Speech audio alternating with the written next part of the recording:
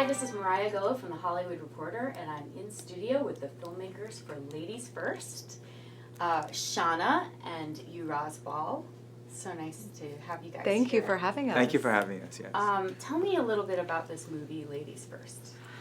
So this film, I'll give you a little bit of the background of how this film came about.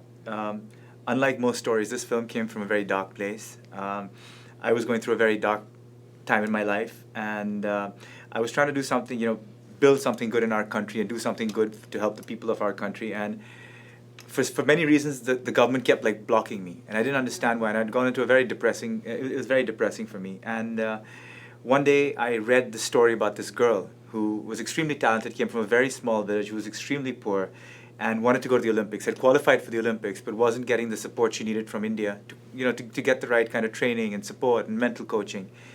And I told Shaana that that story is my story. I understand her story because I understand the pain of wanting to do something for the country and being blocked for silly reasons. And so, literally on a whim, we decided, all right, we're going to make this film. I told my wife that we should go to this village in the middle of absolutely nowhere and make this film. And she said, yeah, let's do it. And so I realized I had married someone equally mad as me. And in 9 days, we were on a plane with our crew, and we had never met this girl and knew nothing about her. And that was 3 years ago. And we followed her for 3 years, followed her to the Rio Olympics, and yeah. Yeah, it's quite incredible. Uraaz has always been super passionate about sports, and during the Olympics, I always say I lose my husband for that period. He's gone, and he was so dedicated to watching the Olympics and all the Indian athletes. And in 2012, he was glued to the television, and he kept talking about this girl who was supposed to be a winner for us, and I'm not as interested in sports. And so I was like, yeah, okay, whatever. But then in 2015, when Uraaz had this idea, it was incredible because it was like a marriage of both so many different worlds and interests coming together. It was sports and his love for sports and his country, which he's so passionate about and trying to improve. And then for me, being an outsider in a way, coming to India as a woman who grew up in Switzerland and London, and having witnessed certain things and certain mindset about a woman's place and certain things that are faux pas.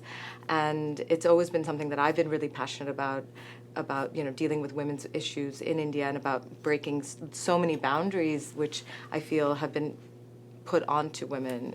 So it was an incredible, I think, the story kind of married so many passions and interests and concerns that we have for India and women. Mm-hmm. And for Americans such as myself, when I look at the Olympics, I see kind of an egalitarian event where everybody is represented. But as you discovered in your documentary, and as you probably already know, Deepika is trying to be the first Indian woman to medal in the Olympics. To win a gold medal. To win a gold medal. Yeah. Yeah. So, tell me a little bit about Deepika and what she's gone through. So I'll tell you a little bit about the story of our film to answer your question. Deepika was a girl who was born on the roadside in one of the poorest states in India. As a child, she would have to beg for food. If you can imagine, the most impoverished people in the world, they didn't have a roof over their heads. They would, when it rained, they would get wet. And she's a girl who, at the age of 12, discovered, somebody tells her that there's a place you can get one meal a day. Now, this girl doesn't know anything about what she's meant to do, but she knows she needs that one meal a day. So it's essentially the story of a girl who went in search of food. And she goes to this, it's like a government-backed program. And in very impoverished states in India, they have these programs to promote tribal culture, tribal sports. But when I say they have facilities, I mean it's the most rudimentary, most basic. You get bamboo bows and absolutely nothing sophisticated at all. But Deepika goes to this center in this quest for one meal a day, and they make her try out at archery. And this girl has never seen a bow and arrow in her life. So she tries to shoot, and the arrow falls in front of her, and they say, sorry, you got to go. And she begs them. She's like, please, I need this one meal a day. Please, give me 3 months. If in 3 months I'm not good enough, you can kick me out. And they say, all right, we'll keep you for 3 months. And so we spoke to her, and in fact, we went to that academy. And the academy, there was nothing. They just had a bed. There was no fans, no cupboards, nothing. A very simple room. There was no bathroom. She would have to bathe in the river. Sewage would flow into that river. Twice she was taken with boils in her body to hospital. And from those humble beginnings, in 4 years, she becomes the #1 archer in the world, breaks the world record, goes to 2 Olympics. So her discovery of this passion, this love for archery, or it happened purely by chance. It was a girl who went in search of food. Yeah. And, Einstein says that inside every human being is a genius level talent. 99.9% of us will never discover it. You know what I mean? But so she was that one fortunate one. Yeah, that we'll never know what our genius level talent. But she was that. It's a miracle that this girl found her genius level talent.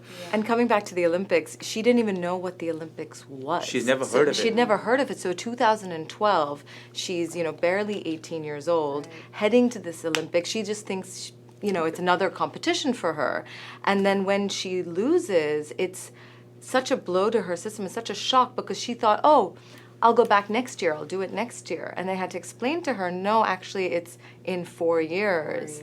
And I think that really broke her because suddenly I think that innocence was lost. Because when you're unaware and you're playing just for the love and for passion and things are just happening naturally to you because you're working hard. There's no pressure. And there's no pressure. And suddenly that for her was such a turning point because the pressure was on and that's when she really went into a really dark place. And then that understanding of what it meant for the Olympics. And I think that's where now she has that fire in her belly to prove that, yes, she can. Right. So you're basically watching the evolution of somebody who comes in with this determination and talent, experiences her first major failure, and is kind of struggling with, the self-esteem of somebody who kind of grew up in a culture where maybe she wasn't given the kind of self-esteem that unfortunately, girls aren't given a sense of worth and not given a sense of yes you can attitude. She's told us so many times that she just doesn't understand. She's one of 3, but the boys are allowed to go out and play after school and they get to learn sports by playing with friends, but the girls are the ones who have to go home and help the mother with the cleaning and making of the chapatis and the cooking and the laundry. And why aren't all those things shared amongst the boys and the girls? So on a very basic level, it's indoctrinated into you that, your place is in the home. And all around her friends are getting married off when they're between the age of 15 to 18. They're having children so young. So there are no role models. There is nothing in her world or her universe to give her that sense of hope, or to give her that sense that she can do anything else. So the fact that she has ventured out and has done such an incredible job, we always say she is a winner. It's just now making her, I think, now she has these big dreams, which we're obviously supporting.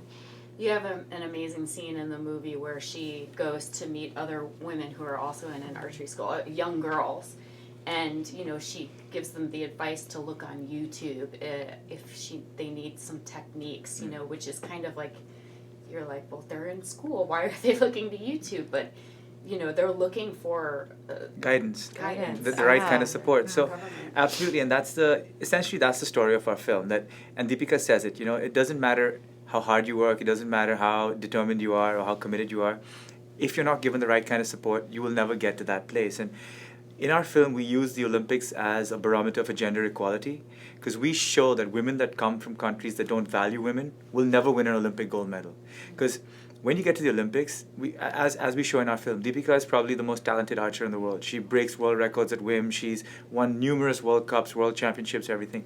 But the Olympics is a different circus. The Olympics is, when you get to that stage, the talent, pretty much everyone's evenly talented, but women that come from countries that value them have that sense of confidence. Like a Deepika, or a woman that comes from cultures where women are marginalized, when they get to that platform, they actually already have lost because they don't believe that they don't believe they're as good as the white women. They don't believe that they deserve to win because of generations of indoctrination that women are not good enough.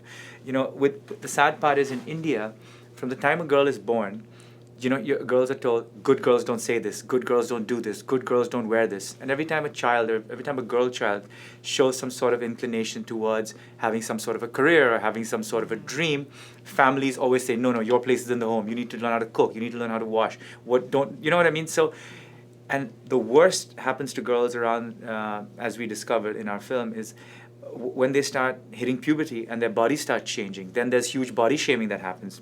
There are people in Deepika's village that would rather her stay at home than compete at the Olympics in short pants. So that's the mindset that this girl, this super talented girl, has to face on an everyday basis. So it's not just about her challenges on the field. It's the challenges, the cultural challenges that Yeah, so many hurdles. that Indian culture places on her. And naturally, it's not only obviously restricted to India. It's many countries in the world where women are marginalized. What were some of your challenges for filming in Rio? Because you went with her to the Olympics in 2016. So the challenge, numerous. Firstly, of course, there was Zika, so we had to be we had to be extremely careful about that. There was Sorry, John, our cinematographer, and Uraaz read that wearing like head to toe white was great to like ward off mosquitoes. So they had like these white hoodies and white long T-shirts and pants, and it was quite. We should have a lot of behind the scenes of that. It was quite. But there was a lot. Obviously, the time difference, the getting access to them while they were training in the village. There was numerous hurdles that we had to overcome. We had a crew in Rio, which was fantastic. They helped us with a lot of the things. But, naturally, in the run-up to the Olympic Games, there was huge security because, there was what's happening in the world these days. So a lot of those things were our challenges. But we had, as big challenges shooting in Deepika's village, because where she lives, the electricity comes off and on. There's no cell phone reception. The village, the area that she's from has a big problem with kidnappings. And, it's that we went there so innocently, not realizing all the problems. And then when we got there, we realized, oh my God, this is an area where there are bandits that would kidnap you. And, knowing that our DP is white, Shaana's half white, they were literally the only white people in the whole state. We had like very expensive camera equipment. Like this is the kind of stuff that they would kidnap you for. So those were challenges. And also I think it was challenging to make sure that we fit into Deepika's training schedule, because the last thing we wanted was to disrupt her training for the Olympics. And so to be flies on the wall, but also be able to really document what she was feeling and thinking during the run-up. So, we definitely had to tread carefully and, be as intrusive as possible to capture what we needed to as documentarians, but also respect her schedule and time and space. Yeah, and there was... I'm sure that there was a part of you that was expecting that you might witness her winning a gold medal. Yes, we shot the film. We shot the entire film believing that she was going to win a medal, definitely a silver, and she was on track for that. There was no question in our minds, and when she didn't, it was heartbreaking. And our entire film and the structure of the film, we had to question and. That's why there is a jump at the end, because we had to kind of gather our thoughts again and recalibrate of what we were going to do and say. And she was obviously broken and devastated as well. So and as sad as it is that happened, it actually brings a lot more impact into what you're trying to say in your film. Yeah. So it was a blessing in disguise. Well, also to talk about the challenges. So there were obviously challenges in the physical making of the film, but we also had several challenges, personal challenges. During that period, my aunt, who was like my mom, passed away. During the making of this film, Shaana's, there was a big burglary in her house. Her dad had a triple bypass surgery. My dad had a stroke. So during the making of all these, we've had these massive personal hurdles that we've also had to overcome. And I think the reason we were able to overcome them and keep going forward is because of this girl, because she is so inspiring.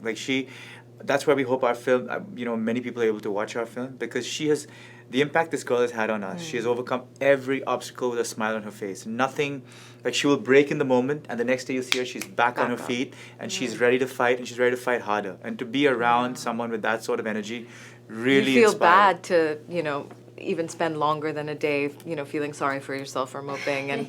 And her fight attitude is, I think, why we want this film to be shown in so many schools, and because it's taught us how to get up, and stand and fight another day. So if it's been able to teach us, I think it's going to be such an incredible teaching tool for children, and especially girls that come from her village and that come from rural India, because they can actually find a role model and a woman that they can say, oh wait, if she can do it, so can I.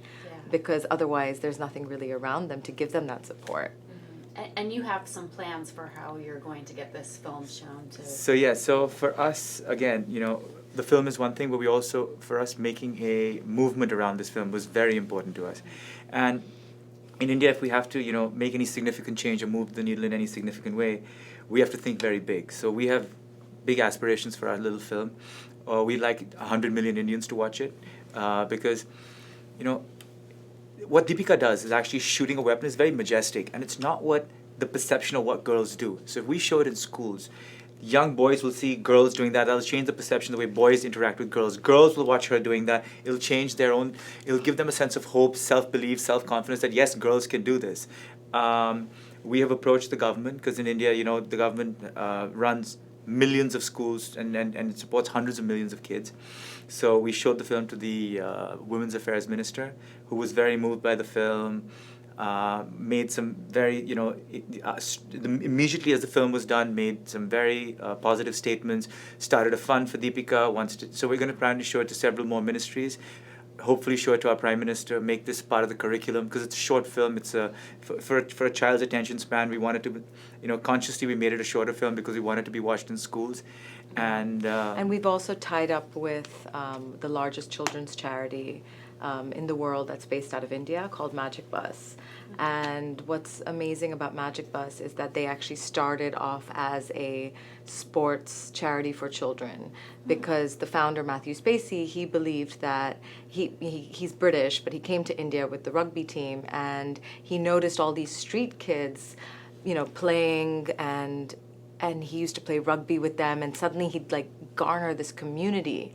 And he realized that, you go into any sort of playground anywhere in the world, but especially India, and you throw a ball in the air.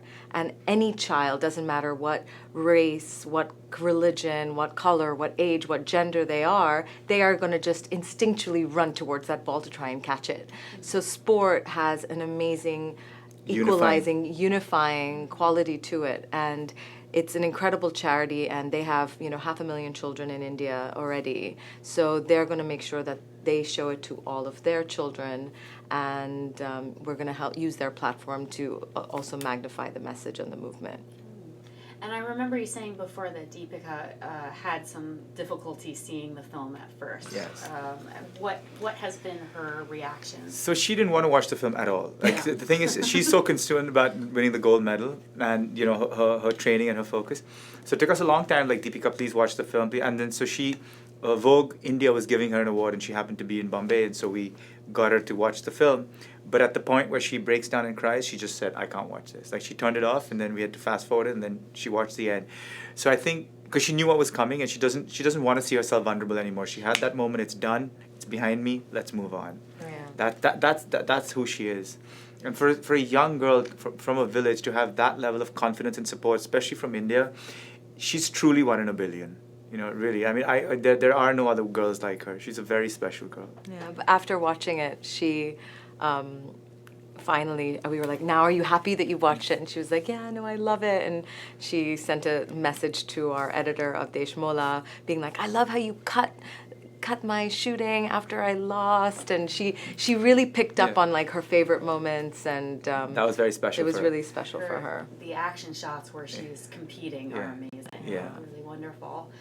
So I have 4 quick questions for you before I let you go. Okay. It's we call this first best, last worst. Okay. First film that inspired you. I would say Undefeated. The documentary Undefeated inspired me to make this document. If you're talking about specifically to make this film, or inspired me in life? In general, whatever you like.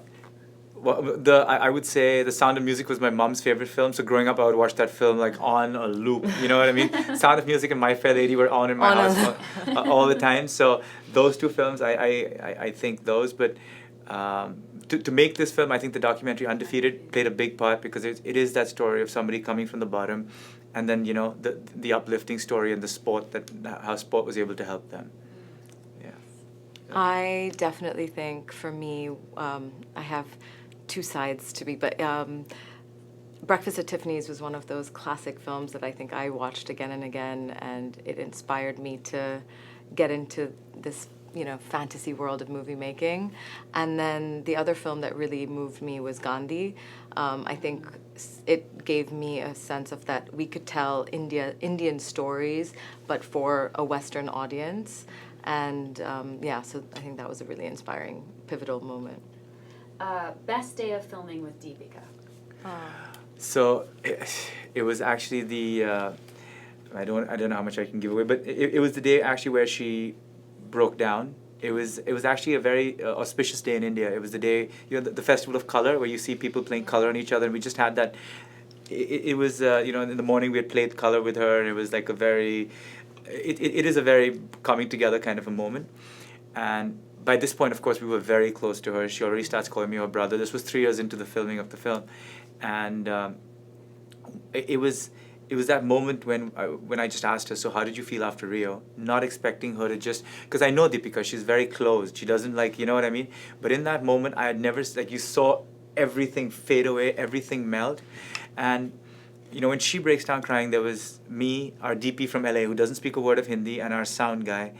And when she breaks down crying, all three of us were howling. That was a moment where, I don't know, it was such a special moment because it took us a long time for us to compose ourselves, because we've been on this journey with her for 3 years at this point, and it was just, we just couldn't help ourselves. To see her break, I think all of us kind of got strength from her because she was so strong, and when she had that moment of break, it was waterworks for us as well. Yeah. For me, it was actually very early on in the shoot, and Uraaz was doing one of the first, it was the second interview with her, and we were on the sports bleachers, and I was listening and writing notes, and suddenly she spoke about why she didn't understand why people use the phrase ladies first, and how she doesn't understand why they use it for when you sit down or, eat first or walk through the door first. And she's like, why do they use it for such frivolous, unimportant things? Why don't they use it for when it really counts with education and with sports?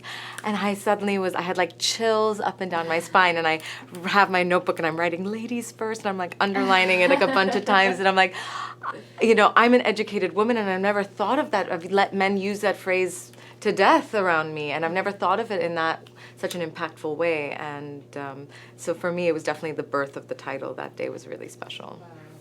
Wow. Last fact you heard regarding women's rights that gave you hope?